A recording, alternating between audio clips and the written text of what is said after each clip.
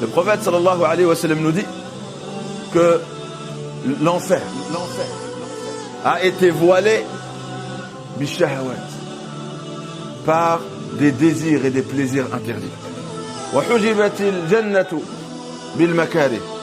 Et le paradis a été voilé par des actions que notre nafs n'aime pas, repousse, déteste souvent. Il a été rapporté que quand Allah Azza wa Jalla il a créé le paradis, il a demandé à Jibril alayhi salam d'aller voir le paradis. Et que contient le paradis? Quand Jibril il a vu le paradis, il a dit: oh Allah, toute personne qui entend parler de ce que contient le paradis va faire l'effort qu'il faut pour y rentrer. Et après Allah il a recouvert le paradis par les actions, les choses à traverser pour finir au paradis. Donc il a voilé le paradis par un voile qu'on doit traverser pour aller au paradis. Et quand Jibril est reparti et Allah lui a dit: va voir, et il a vu, il a dit: je crains que personne ne puisse y rentrer. Quand il a vu le prix à payer, ce qu'il fallait traverser pour finir au paradis, Jibril alayhi salam, il a dit: je crains que personne ne puisse y rentrer. Après Allah il a créé l'enfer, il a dit: Jibril, va voir l'enfer. Et quand Jibril a vu l'enfer, il a dit: oh Allah, personne qui entendra parler de ce monde et ce que contient ce monde va l'éviter. Et après Allah il a voilé l'enfer du shahawat, avec un voile qui sont les plaisirs et les désirs que Allah nous a interdits. Et quand Jibril a vu, il lui a dit: maintenant va voir. Et quand il a vu le voile qui menait en enfer, c'est-à-dire les choses qui, si on les fait, mènent en enfer, il a dit: je crains que personne ne puisse être épargné. Je crains que personne ne puisse être épargné.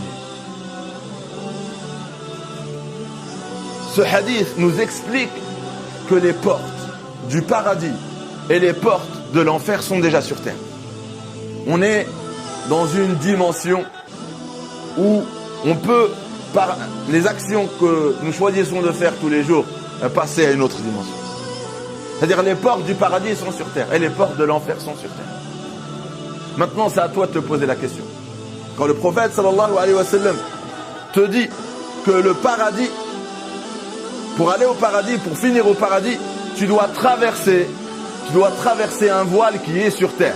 Et ce voile, il a appelé le makari, des choses que ton âme, que ton nefs n'aime pas forcément. Comme Allah dit dans le Coran, Allah vous a prescrit le combat alors qu'il est détestable pour vous. Mais peut-être que vous détestez quelque chose, mais qui est en réalité un bien pour vous. Et peut-être que vous n'aimez pas quelque chose, ou vous aimez quelque chose et c'est un mal pour vous.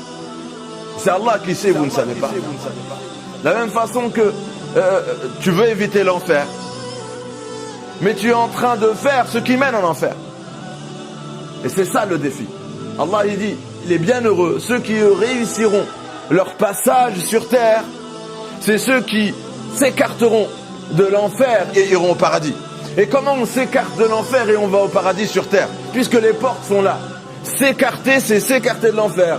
C'est s'écarter des portes de l'enfer. Et les portes de l'enfer, ce sont des actions que peut-être on fait encore aujourd'hui. Il faut fermer toutes les portes de l'enfer. Si tu vois que dans ta vie, ces portes sont ouvertes et c'est des portes que tu traverses tous les jours, ben sache que c'est l'enfer. On n'est pas égaré, alhamdoulilah. Allah il nous a donné le Coran. Il nous a montré c'est quoi ces portes. Le problème, c'est d'être dans l'illusion que non, moi, je vais traverser dans ma vie, toute ma vie, les portes de l'enfer et je vais finir au paradis. Réveille-toi. Il faut être réaliste. Il ne faut pas rêver. Allah, il nous a envoyé des prophètes pour nous montrer les portes du paradis et les portes de l'enfer. Et ce que l'islam nous demande, c'est tout simple. Ferme toutes les portes qui mènent en enfer de ta vie. Dans ta vie à toi, ferme-les. Et n'ouvre qu'une porte qui mène au paradis. Et on connaît, ce sont des actions. Il y a des actions qui causent notre rentrée, Inch'Allah, au paradis, et des actions qui causera l'enfer pour beaucoup de gens sur terre. Et voilà, le prophète sallam, il nous a sauvés. Comment? En nous montrant ces portes. Allah nous a guidés comment? En nous montrant ses portes. Mais concrètement, il faut le choisir tous les jours. Et l'infaq en fait partie. Quand Allah il nous demande de donner, Allah il témoigne dans le Coran qu'on est attaché au trésor de ce bas monde, au monde matériel. Mais Allah il nous dit quoi? Il sait qu'on est attaché, il sait que ça nous plaît pas. Il nous dit wa kurhun lakum, je sais que c'est détestable, mais je vous appelle à le faire. C'est le prix à payer pour aller au paradis. Ala inna sil'atallahi ghaliya. Le paradis, c'est le prix qu'Allah t'offre. Il est très précieux, il coûte cher. Il faut le payer sur terre. Et le trésor qu'Allah nous réserve, c'est le paradis. Et de toute façon, vous savez que tout ce qu'Allah nous demande, face à la récompense qui nous attend, est très accessible.